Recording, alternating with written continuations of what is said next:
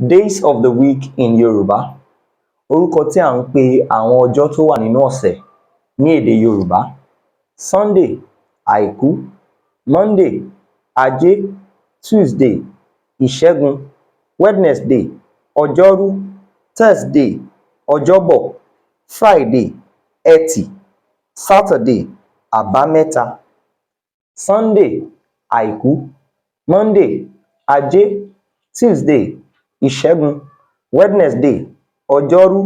Thursday, ọjọ́bọ̀. Friday, ẹtì.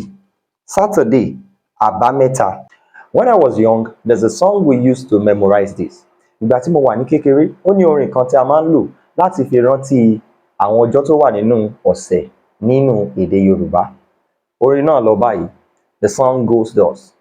Àìkú, ajé, ìṣẹ́gun, ọjọ́rú, ọjọ́bọ̀, ẹtì, àbámẹ́ta.